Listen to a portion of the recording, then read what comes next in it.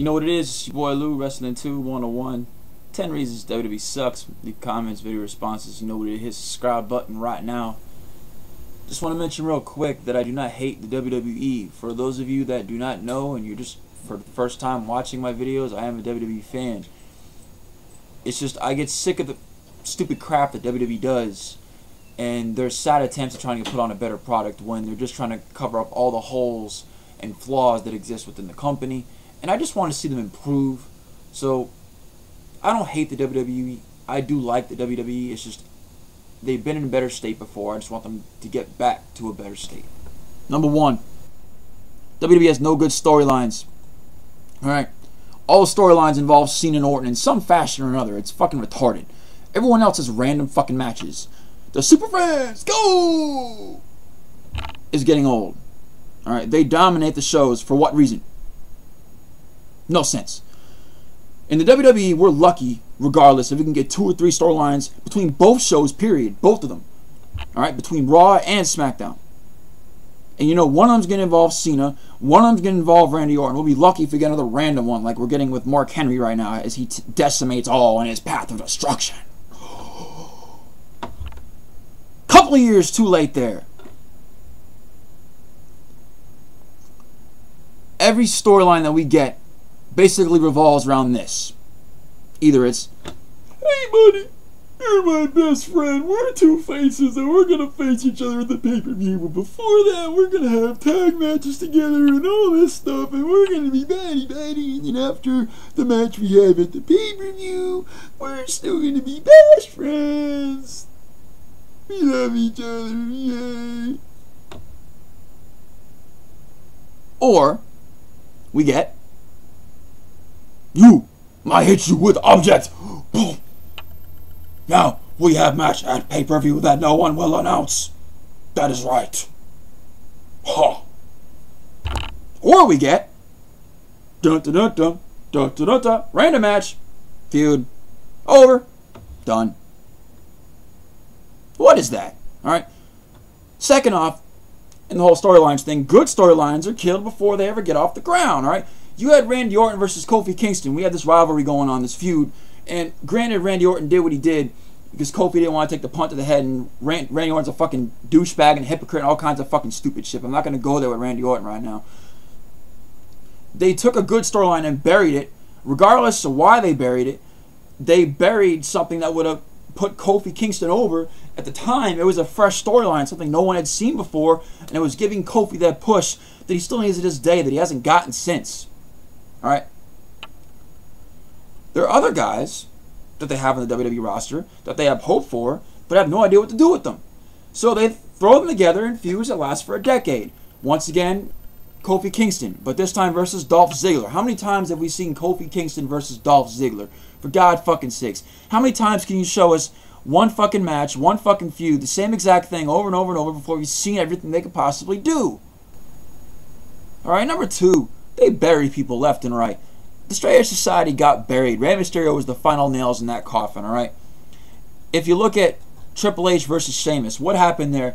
Triple H came back after he got taken out for the longest time by Sheamus, almost a year in the storyline he was taken out, and he comes back, cuts a promo to want to fight The Undertaker. Sheamus comes out and gets put through the announce table, and Triple H didn't even mention him in his whole promo. So it was like it never happened. And then when Sheamus comes out to confront him, he just gets buried.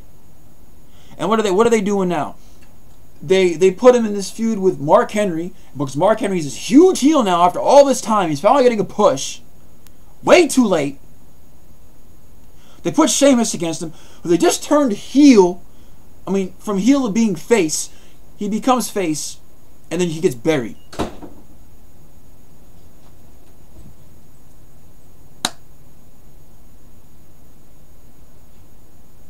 CM Punk got screwed.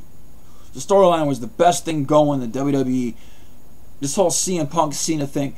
TNA must have been shitting bricks, alright? While Hogan and Bischoff are sitting there trying to steal other ideas from the WWE and old WCW and ECW storylines so they can make their show improve in some fashion or another, even though it's just going to fall further down the more they try, alright? Now it's CM Punk versus Diesel? Burial. He took him from the main event to fighting Kevin Nash. The fuck? Alright. put him back in the main event? Why did he lose the title? Why did Del Rio beat him?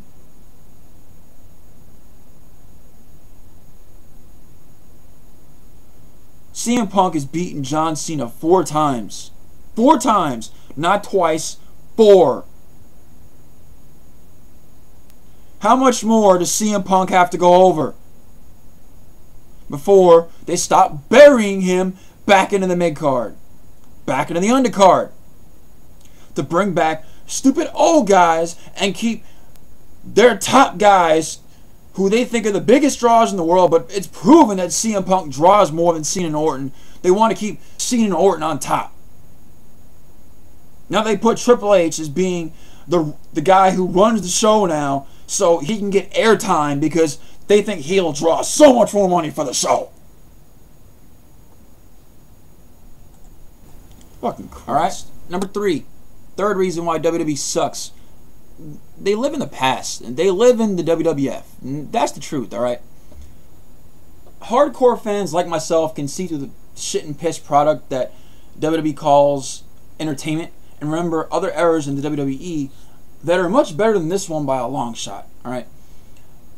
WWE lives off those matches that people can remember that are, you know, stick out in history.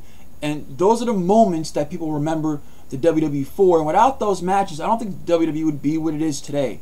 Alright? Some of these matches that people, for example, still watch WWE because they hope for it to get back to this point in time or era to where it's as good again. Like Hulk Hogan versus Andre the Giant. The ladder match between Shawn Michaels and Razor Ramon. Shawn Michaels and Bret Hart, the Montreal Screwjob. All the matches Rock and Austin had. For me personally, Taker and Michaels WrestleMania 25, Michaels and Ric Flair WrestleMania 24.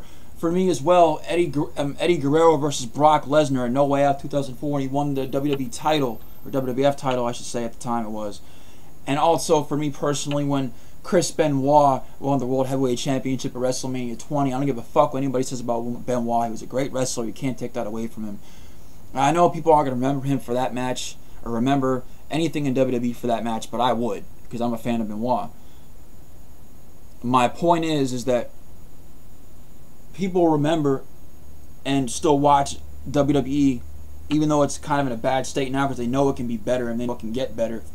And it's matches like the matches that they think are very great and that stick out to them in history that they can look back at and hope to see what WWE can turn back into. Because honestly, right now, I could compare WWE to TNA in terms of a product. With the exception of the overall production value, the shows quality-wise, if you take all that away, are about the same. That's real. Except the size of the crowd. Number 4.